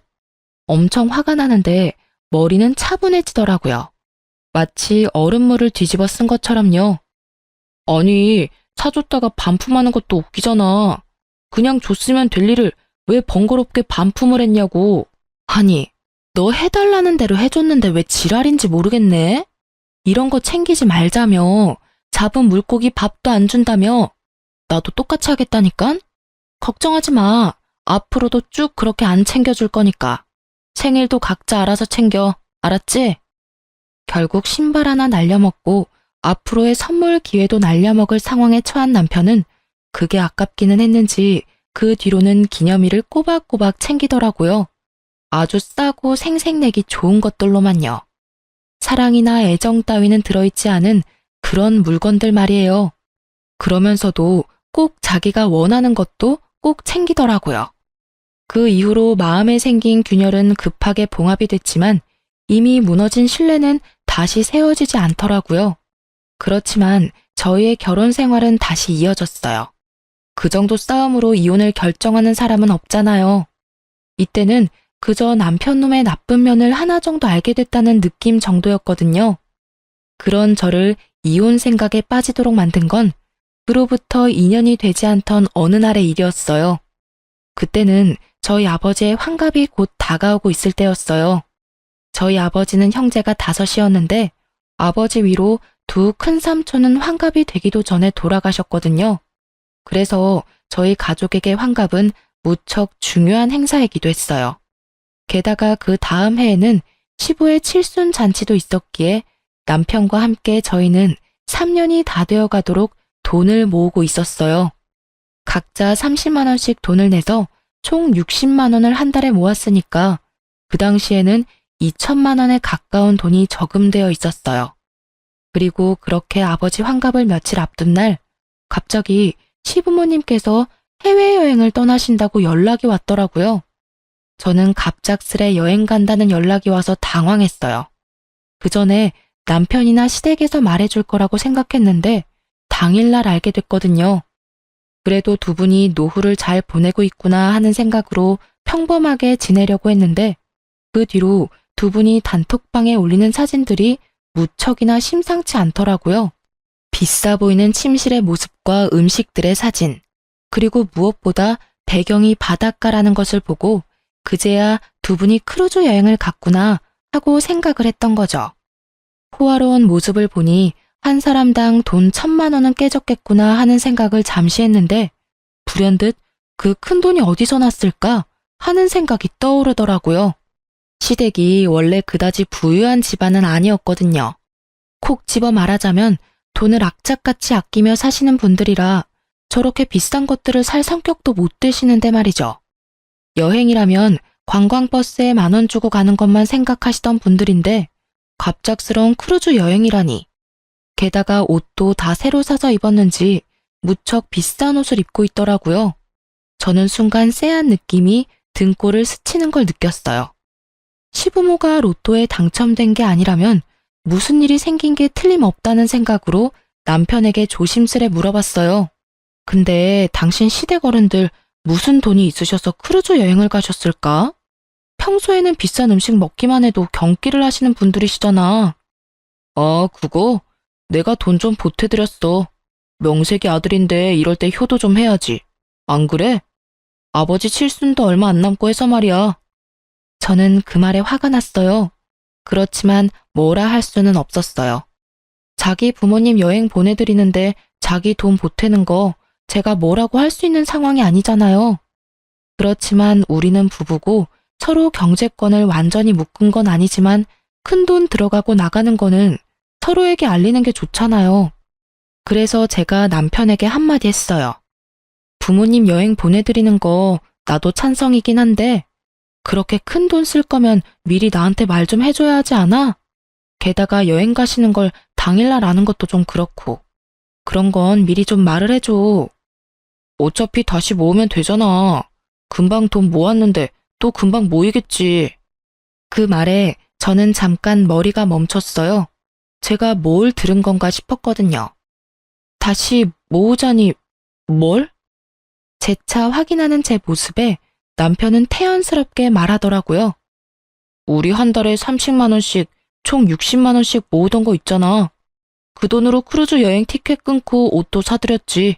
비싼 데 가면 비싼 옷도 입어줘야 하니까. 그 말은 우리가 모았던 2천만 원을 시부모 크루즈 여행에 보탰다는 말이었어요. 저는 완전 빡쳐서 남편에게 꽥 소리를 질렀어요. 그 돈을 왜 네가 멋대로 써? 그건 네 돈이 아니라 우리 돈이야. 너랑 내가 모은 돈. 너 그거 얼마나 썼어? 통장에 있는 돈 다 썼어. 야, 쪼잔하게 그딴 걸로 이렇게 화내는 거 좀 아니지 않아? 쪼잔? 말 그따위로 할 거야? 우리 아버지 환갑이 곧 내일 모레야. 어떻게 할 건데? 그때 드리려고 악착같이 모은 돈을 네가 왜 다 날려? 너 말 이상하게 한다. 무슨 돈을 다 날려? 넌 시댁에 쓴 돈도 날렸다고 하는 거야? 어이구, 그러면서 자기 부모님 환갑은 얼마나 챙기는지. 어차피 환갑 요새 중요하지도 않은데 그냥 넘어가면 될 일이지. 뭘 그렇게 목숨 걸듯 이야기하고 난리야? 뭐가 그리 당당한지 얼굴 빳빳하게 쳐들고 저한테 한 소리 하는 남편놈의 얼굴에 진짜 돌아버리겠더라고요. 내가 분명히 말했잖아. 우리 큰아버지들 다 환갑되기 전에 돌아가셔서 우리 집에서는 환갑도 중요하다고. 아니, 이렇게 네 멋대로 살 거면 결혼은 왜 했어? 이딴 식으로 행동할 거면 우리 이혼해. 이혼? 나는 절대 이혼 못해. 아니지, 안 해. 내가 도대체 뭘 그렇게 잘못했길래 이혼 이야기까지 하는 건데? 내가 못할 말을 했어? 나쁜 말을 했어? 이혼하면 내가 힘들까? 네가 힘들까? 뭘 알고나 떠들어야지. 무식하면 용감하다더니 네가 딱 그 꼴이야. 배운 게 없으면 가만히나 있던지 쓸데없이 나대고 난리야. 나는 너처럼 돈밖에 모르는 여자 딱 징그러워. 완전 과대망상 환자 아니야? 아니, 그 돈 좀 썼다고 이런 식으로 사람을 몰아? 남편놈의 그 말이 저에게는 진짜 인연 끊자는 식의 막말로밖에 들리지 않았어요. 그럼 무식하고 돈밖에 모르는 징그러운 여자랑 왜 이혼은 안 해주는데? 그렇게 답답하고 열받으면 왜 나랑 살아? 배운 거 많고 돈에 초연한 그런 여자랑 살던지. 아, 맞다. 너 나한테 빨대 꽂으려고 결혼한 거지? 그래. 그러면 다른 여자 찾기 힘들겠지. 어떤 돈 많은 여자가 미쳤다고 당신 같은 남자한테 미래를 올인하겠어? 안 그래? 와이프 집안 사정 다 알고도 정신 나간 짓을 하는데 어떤 여자가 제정신으로 당신한테 오겠어? 너 말 다 했어? 어디서 그따위 소리를 짓거리고 난리야. 진짜 봐주는 것도 정도가 있다고. 내가 너 불쌍해서 데리고 살겠다고 하는 거 진짜 모르겠어? 네가 자선사업가라도 돼? 웃기지도 않아. 네 가짜는 친구들이 떠받들어주니 네가 뭐라도 되는 것 같아? 너 진짜 별거 아니야. 마누라 등이나 처먹는 천하의 호로새끼 정도지. 불쌍하다고 생각하지 말고 이혼해줘. 그렇게 저는 이혼을 선언했고 남편을 제 삶에서 분리하는 작업에 들어가기로 했어요. 그런데 그 대화를 나눈 다음 날도 남편한테 이혼 서류를 가지러 간다고 말했지만 혼자 유유자적하더라고요. 당신이 나 같은 남자를 어디서 만나? 나랑 이혼하면 무조건 망할 건데 무슨 배짱으로 이러는지 원. 내가 넓은 마음으로 용서해 줄 테니까 나한테 미안하다고 하고 끝내. 어? 이렇게 말하는 꼴을 보니 용서할 마음이 생기겠어요? 생기더라도 당장 달아났겠죠.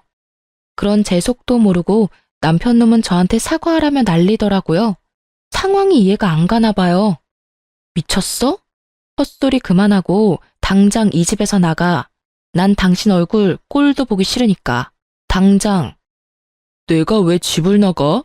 이 집 살 때 내가 1,000만 원 보탠 거 잊었어? 나한테도 지분이 있으니까 네 맘대로 내보낼 수는 없지. 아니, 내가 도대체 뭘 잘못했는데 이런 일을 당해야 하는데? 꼴랑 그 2,000만 원 좀 썼다고 나를 완전 죽일 놈으로 모는 거야? 시부모한테 즐거운 한때 선물해줬다고 생각하는 게 그렇게 아까워? 아직도 정신을 못 차렸네. 내가 시부모한테 그 돈 줬다고 화내는 게 아니라는 걸. 왜 아직도 모르는지 이해가 안 되네? 그 돈이 10만 원이던 100만 원이던 1,000만 원이던 네가 같이 모은 돈에 대한 결정을 혼자서 했다는 게 화가 나는 거라고 몇 번을 이야기해야 알아듣냐고. 그리고 이 집 살 때 네가 보탠 1,000만 원? 당신이 시부모 여행 때 낸 돈 2천 중에 절반은 내 돈이니까 그거랑 퉁치면 되겠네. 어차피 내 동의 없이 내 돈 1,000만 원 썼으니 당신이 나한테 그 돈 줘야 하는 거 알지? 네 돈이 내 돈이지. 우리 결혼해서 부부라고. 돈 문제 같은 건 알아서 할 수 있는 거 아니야? 좀 융통성 있게 굴라고. 이렇게 꽉 막힌 여자였어 너? 내가 막혔냐? 네가 막혔지. 아우, 이런 것도 남편이라고 데리고 살았던 내가 정말 대단한 사람이지. 나가. 나 진짜 당신 얼굴 보고 싶지도 않으니까. 저는 남편에게 소리를 질렀지만 남편은 꼼짝도 하지 않더라고요. 유유자적 소파와 한몸이 되어 느긋한 그 모습을 보니 너무 화가 나더라고요. 그렇지만 힘에서 이길 수 없으니 다른 방법을 찾아내기로 했어요. 남편은 저의 이혼에 관한 말을 믿지 않는 분위기였고 더 이상 남편에게 소리 지르지 않았어요. 다음 날 아침 남편은 평소대로 회사를 갔어요. 저는 그때 남편의 짐을 부랴부랴 챙기기 시작했어요. 화장실에 있던 칫솔 하나까지 싹 다 챙긴 저는 점심때쯤 이삿짐 용달업체를 불렀어요. 그리고 남편 짐을 다 챙겨서 시댁으로 보냈죠. 그리고 마지막으로 집의 도어락을 싹 바꿨어요. 비밀번호뿐만이 아니라 기종까지 바꿔버렸어요. 남편의 흔적이 없으니 마음이 너무 편하더군요. 그렇게 저는 하루 가게를 쉬고 집에서 시간을 보냈어요. 저녁이 되니 남편에게 전화가 오더라고요. 문 앞에 있는 걸 알고 있었으니 전화는 받지 않았죠. 남편은 비밀번호를 눌렀지만 문이 열릴 턱이 있나요? 그런데 남편이 도어락을 해제하려고 기사를 불렀더라고요. 문 밖에서 기사가 남편과 이야기를 하는데 제가 소리를 질렀죠. 기사님, 집에 사람 있으니 도어락 열지 마세요. 문 열어주시면 주거 침입죄로 신고할 거거든요. 그리고 옆에 있는 남자분께 여기 더 이상 네 집 아니니 시댁으로 가라고 전해주세요.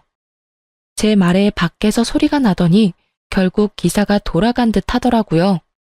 남편은 집에 들어오지 못한 채 밖에서 고래고래 고함을 질렀죠. 야, 문 안 열어? 지금 장난치는 거야 뭐야? 빨리 열어. 열셀 때까지 안 열면 진짜 너 험한 꼴 볼 줄 알아? 이 무식한 여자야. 문 열 생각 없고 짐은 하나도 빠짐없이 시댁에 보냈으니 거기서 지내. 이혼 서류는 내일 보낼게. 장난쳐? 당장 문 열라고. 네가 뭔데 집 문을 걸어 잠궈? 고래고래 소리를 지르던 남편 놈은 옆집 사람의 항의에 결국 꼬리 내리고 시댁으로 가더군요. 저는 속이 시원하더라고요. 남편 놈 얼굴 안 보는 게 어찌나 속이 시원하던지. 다음 날 저는 이혼 서류도 시댁에 보냈어요. 시부모님이 안 계시니 그 사이에 해결할 생각이었죠. 그런데 며칠 뒤 크루즈 여행에서 돌아온 시모가 저에게 전화를 했어요. 얘야, 여기 무슨 서류가 왔는데 이혼 서류라고 하는구나. 혹시 너희들 무슨 일이 있니? 우리 집에 아버 모시며 짐까지 다 보내놓고 여기서 회사를 다니고 있으니 대관절 이게 다 무슨 일이야? 어머님, 이런 말씀 드리기 전에 해결하려고 했는데 그 사람이랑 저 이혼하기로 했어요. 지금은 저만 이혼을 원하는 상태고 남편이 계속 거부하면 소송할 거고요. 왜 갑자기 이혼을 해? 너희 그렇게 잘 지내놓고선. 시모의 놀란 목소리가 들렸어요.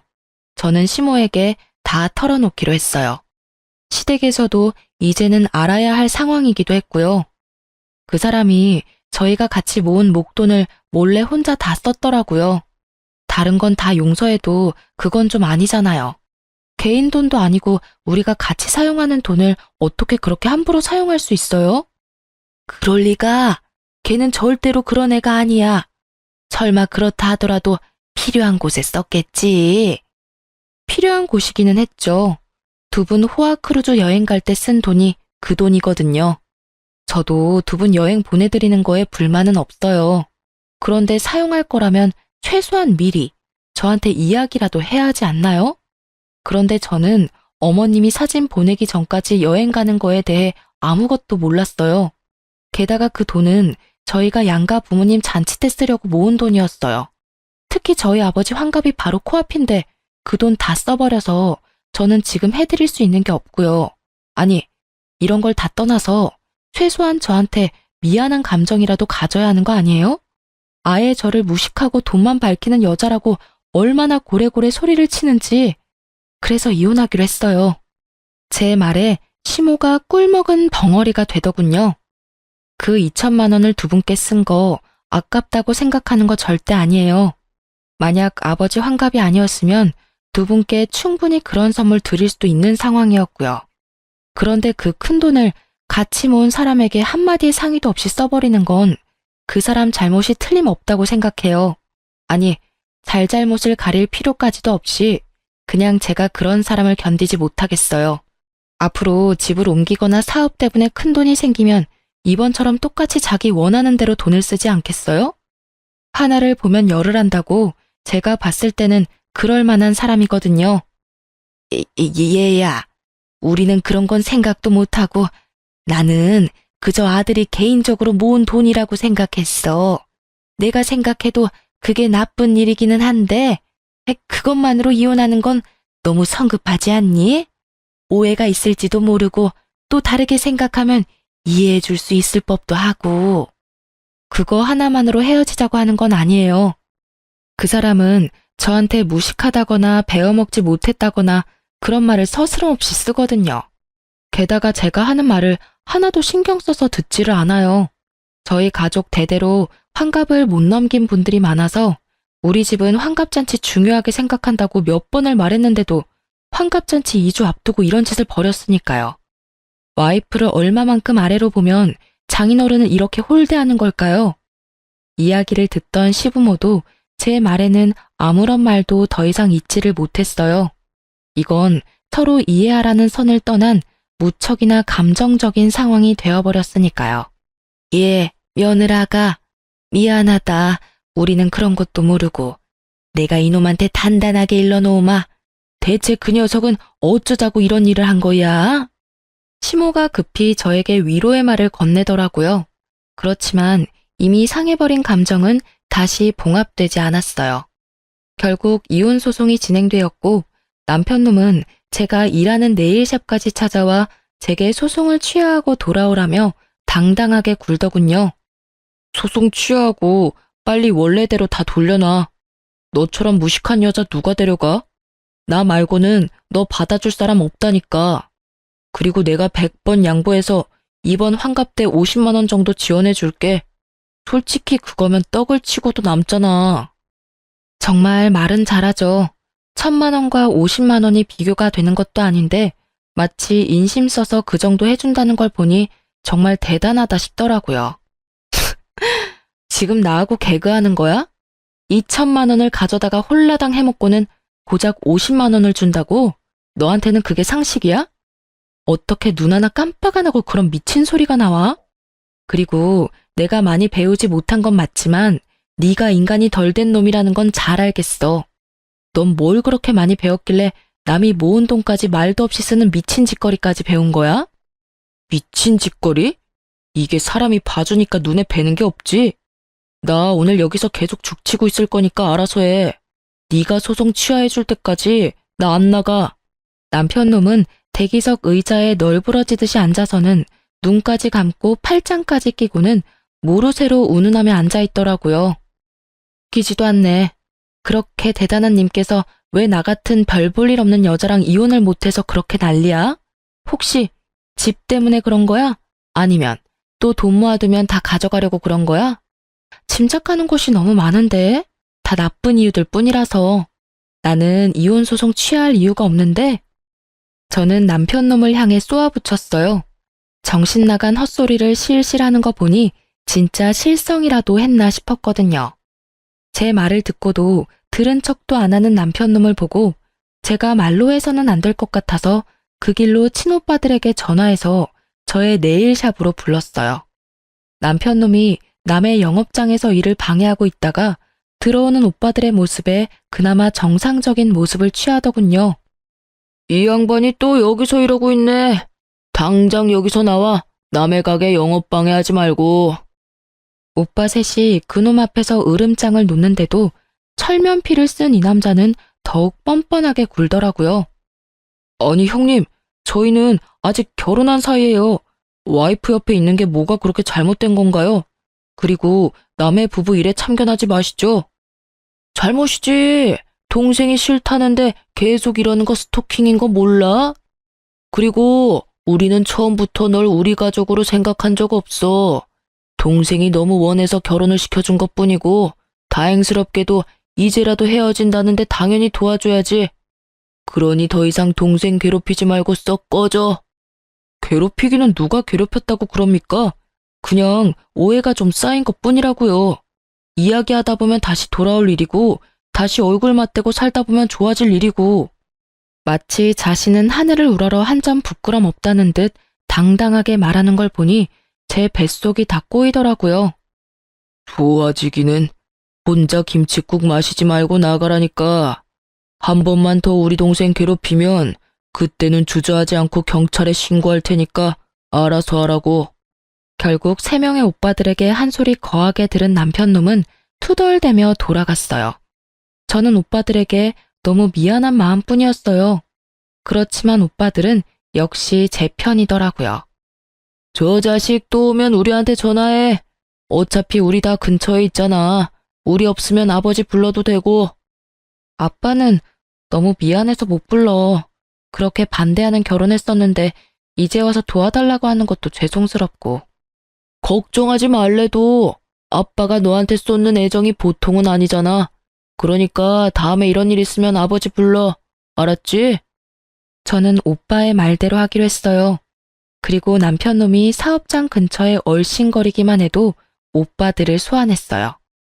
그리고 그렇게 얼마 지나지 않아서 남편놈은 체념한 건지 더 이상 오지 않더라고요. 그리고 이혼 판결이 났어요. 어차피 결혼 생활도 길지 않았고 재산 분할은 예상한 바와 크게 다르지 않더라고요. 그 집은 제 품에 돌아왔지만 사실 더 이상 살고 싶은 마음도 없었고 그 집이 제가 원했던 집도 아니었거든요. 그저 전 남편 사정에 맞춰 찾은 집이었을 뿐이니까요. 그래서 소송 끝나고 법률 관계 정리 끝나고 나서는 후다닥 집부터 팔아버렸어요. 그런데 이렇게 모든 게 깨끗하게 끝났으면 좋았을 텐데 갑자기 전 남편이 제 가게로 다시 찾아왔더라고요. 구질구질하게 구는 남편놈 때문에 진절머리가 날 지경이었지만 가게에서 난동을 피우며 헛소리를 하더라고요. 아니, 왜 네가 집을 가져가? 그 집 살 때 나도 돈 1,000만 원 낸 거 알잖아. 그러면 나한테도 뭐 좀 떨어져야 하는 거 아니야? 이건 한참 잘못됐어. 소송이 잘못된 거라고. 게다가 애초부터 잘못은 네가 했는데 피해는 내가 봐야 하는데 둘이 같이 모은 돈이니 내가 어떻게 쓰던 네가 따라와주면 될 일이잖아. 네가 이해심이 모자라서 이혼을 하게 됐는데 피해는 왜 내가 받아야 하냐고. 구구절절 하는 말마다 내게 잘못을 떠넘기는 걸 보니 여전히 반성이라고는 하나도 안 하고 있더라고요. 그 이야기를 듣고 있던 제가 열받아서 한 소리 하려는데 네일샵 안쪽으로 아버지가 들어오시더라고요. 제가 이혼한 걸 최근에 알게 되신 아버지는 남편놈이 저번에 가게에서 난동 피운 걸 오빠들에게 듣고서는 이렇게 제 작업장 근처에 항상 계셨거든요. 남편놈 오면 꼭 한마디 해줄 거라고 말이죠. 전 남편은 이제는 눈에 뵈는 것도 없는지 제 아버지를 보고도 남편놈은 뻔뻔하게 굴더라고요. 그래도 큰 소리를 치지 못하는 눈치였어요. 아니 이게 누군가? 내 딸하고 이혼한 사람 아닌가? 그런데 왜 여기 있어? 애저녁에 똑똑하고 마음씨 넓은 여자 찾아 떠난 줄 알았더니. 아니 장인어른, 어르신도 생각해보세요. 이 상황이 제가 잘못해서 벌어진 일이냐고요. 저는 우리 부모님께 효도 한번 한 것뿐이고 솔직히 결혼했으면 시댁 부모 챙기는 것도 당연하잖아요. 그런데 왜 제가 이혼을 당하고 집까지 뺏겨야 하는지 이해가 안 돼서 그럽니다. 그래, 각자 부모 챙기는 건 당연하지. 그런데 그럴 거였으면 자네 돈으로 효도하지 그랬어. 마누라 돈으로 생색냈으면서 사과는커녕 뻣뻣하게 굴지 않나. 그리고 무식하다고 욕할 때는 언제고 지금 여기 와서 이러고 앉아있어. 절이 싫으면 중이 떠나는 법이지. 자네가 집 가진 우리 딸이 싫으면 자네가 떠나는 게 맞지 않나. 설마 이제 와서 사랑 같은 정신 나간 소리 하려는 건 아닐 거고. 그럼 그 집이 그렇게 아깝나? 그렇게 말씀하시면 안 되죠. 소송 자체부터가 잘못된 거라고요. 저는 하늘에 맹세코 잘못한 게 없고 왜 피해는 제가 고스란히 다 받아야 되는지 모르겠습니다.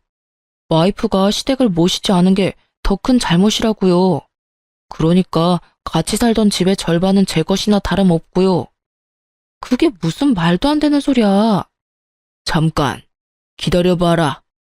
그래, 자네가 그 집 마련할 때 얼마 냈지? 딱 1,000만 원이라고 알고 있네. 그렇다면 자네가 쓴 2천만 원에 대해 아무 책임을 물지 않을 테니 자네도 그 집에 쓴 1,000만 원에 대해서는 아무 책임을 묻지 말게. 계산은 그거로 끝이야. 그렇지만 저도 재산 형성에 크게 도움이 됐다고요. 그 부분을 인정을 안 해주시니까 제가 돈을 벌어서 엄한데 썼겠습니까? 다 가족을 위해서 쓴 거지. 그러니 재산 형성에 도움이 된 거잖아요. 야, 네 그 쓰레기 같은 친구들한테 한 달에 100만 원을 뜯기는 호구가 너야. 그 친구들이 너 좋아서 네 옆에 있는 줄 알지?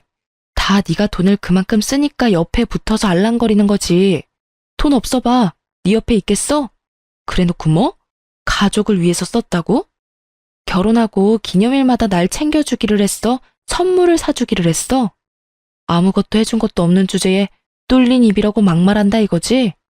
재산 형성에 도움이 돼? 지랄하네. 돈 한 번 갖다 주지도 않고 쓰기만 한 네가 무슨 자격으로 여기 와서 이러고 있는 거야? 그러고도 네가 인간이냐?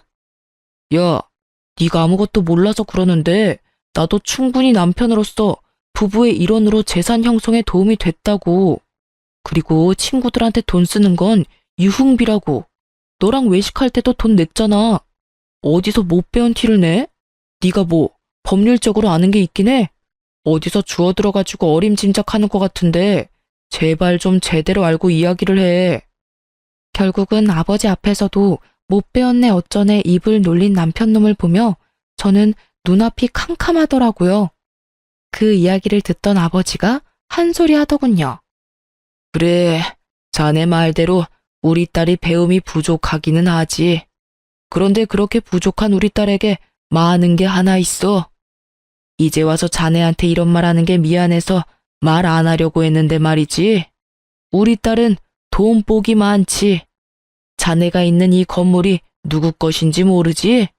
바로 내 것이라네. 그리고 딸은 조만간 이 건물을 물려받을 거야. 딸이 나한테 아주 좋은 환갑 선물을 줬거든. 자네하고 이혼을 해줘서 내 기분이 무척 좋아졌어. 그래서 건물을 주기로 한 거야. 자, 어때? 이래도 우리 딸이 많이 모자란가?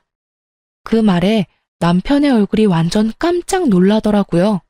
그것마저도 정말 가증스럽게 보이더라고요.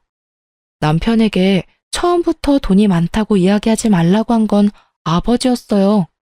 남편의 허세가 보이니 혹시라도 집에 돈이 있다는 말은 하지 말라고 하셨거든요. 최소 5년 동안 사람 됨됨이를 봐가며 이야기하자고 하셨는데 결국은 5년도 되기 전에 이혼을 해버리게 됐으니 새삼스레 아버지한테 죄송하고 남편놈의 저런 성향을 못 알아본 제가 밉더라고요. 왜 그 말을 먼저 안 했어? 그랬으면 이렇게 화내고 난리칠 일 없었잖아. 그리고 솔직하게 그만큼 돈 있으면 2천만 원 그깟 돈 내가 알아서 쓴 것도 이해해 줄 수 있는 거잖아. 아, 다 됐고 이건 진짜 내가 용서해 줄게. 그냥 다시 돌아와서 잘 살아보자. 응? 너 나 엄청 좋아해서 부모님 반대 무릅쓰고 결혼하자고 한 거 아니었어? 그때 감정 그대로일 거라고 믿고 있어. 그때의 감정? 이미 너한테 가지고 있던 정이란 정은 다 떨어지고 없어. 왜? 아버지가 건물 주고 내가 그 건물 물려받을 사람이니까 아깝니? 뻔뻔한 것도 정도가 있지. 네가 쓴 그 돈에 우리 아버지 환갑 여행 비용도 있었다는 걸 알면서도 네가 뻔뻔하게 우리 아버지 건물을 욕심내? 내 눈에 흙이 들어와도 너랑 재결합할 일은 없어. 얼굴도 보고 싶지 않은데 너랑 무슨 재결합이야? 지금 당장 경찰에 신고 안 하는 것만으로도 넌 나한테 고마워해야 할 상황이라고. 제가 하는 말에 뻔뻔했던 남편놈의 낯짝이 결국에는 무너지더라고요. 울며 불며 매달리는 게 아니라 이 와중에도 저희 아버지 눈치를 보더라고요. 장인이 가진 돈이 그리도 탐이 났는지 그걸 보니 새삼 저런 놈을 선택한 제 두 눈이 문제가 있었던 게 아니었나 싶더라고요. 그런 남편의 눈에 담긴 욕심을 읽었는지 아버지가 전 남편에게 한마디 하더라고요. 나도 자네에게 무척 고마운 마음을 가지고 있네. 이번 환갑 때 내게 쓸 돈을 자네가 다 쓰는 바람에 딸이 이렇게 정신을 차리고 집으로 돌아오지 않았는가. 그러니 고맙지.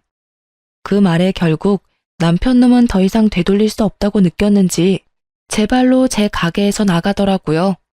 그러나 그 뒤로도 미련이 남았는지 몇 번을 술을 먹고 전화하길래 전화번호 싹 바꿔버렸어요. 그리고 제 가게도 내놓고 다른 데 가게 얻었어요. 나중에 우연히 소식을 접했는데 시댁 크루즈 비용은 우리가 모은 돈으로 다 써버리고 시부모 옷값과 쇼핑에 든 카드값들은 결국 못 갚아서 빚이 터져버렸다고 하더라고요. 원래는 우리가 모으던 돈들이 몇 달 다시 모이면 그 돈에서 해결하려고 했었나 봐요. 그런데 그 사이에 이혼하게 돼버리니 결국은 그게 다 빚으로 돌아와서 허덕거리며 살고 있다고 하더군요. 그걸 알고 나니 더 정 떨어지는 거 있죠? 어디까지 빌부터 먹을 생각이었는지. 게다가 어디까지 말 안 하고 또 돈을 홀라당 써버리려고 했는지. 제게 빨대꽂으려 했다는 걸 알고 나니 참으로 이혼한 게 다행으로 느껴졌어요. 이혼 후 몇 년이 지난 지금은 저도 좋은 사람과 좋은 관계를 맺고 있는 중이에요. 이혼 직후에는 제 눈을 못 믿어서 남자를 못 만날 정도였는데 최근에 아버지가 소개시켜준 사람은 첫인상은 별로였지만 계속 두고 지내니 사람됨이 괜찮아서 잘 만나고 있어요. 제게 남자 보는 눈이 없다는 걸 알고 나니 아버지의 안목을 믿게 되더라고요. 생각보다 좋은 사람이라 미래를 생각하고 있을 정도고요. 이혼을 한 번 하니 결혼에 관한 말들이 어느 정도 맞는 말이었다는 걸 깨닫게 됐어요. 부모가 원하지 않는 결혼은 하지 않는 게 낫다라고 하잖아요. 세상을 좀 더 산 사람들 눈에는 제가 보지 못하는 무언가가 보이는 것 같아요. 아버지에게도 물어보니 처음부터 말투나 대화 내용에서 욕심과 허영이 많다는 느낌을 받았다고 하셨대요. 그리고 결국은 그런 것들이 터져서 이혼을 하게 된 거였고요. 솔직히 부모의 반대에도 잘 사는 사람들이 많을 거예요. 그렇지만 저희는 그게 아니었던 거죠. 이렇게 글로 쓰니 참으로 제가 못났던 것 같아요. 물론 거지 같은 남편 만난 게 온전히 제 잘못만은 아니죠. 결혼 전에는 정상적으로 행동하려고 노력해서인지 그런 모습들을 많이 보지는 못했거든요. 정말 사소하고 작은 것들에서 그런 모습들을 발견할 수 있는데 저에게는 그런 경험이 없었던 거예요. 제가 사람 보는 눈이 없다는 것보다도 상대방을 속이는 사람을 조심하라는 말을 하고 싶어서 글을 쓰게 됐어요. 쓰고 나니 후련하기도 하고 자아 성찰이 되네요. 긴 글 읽어주셔서 감사하고 모두 행복한 하루 보내세요.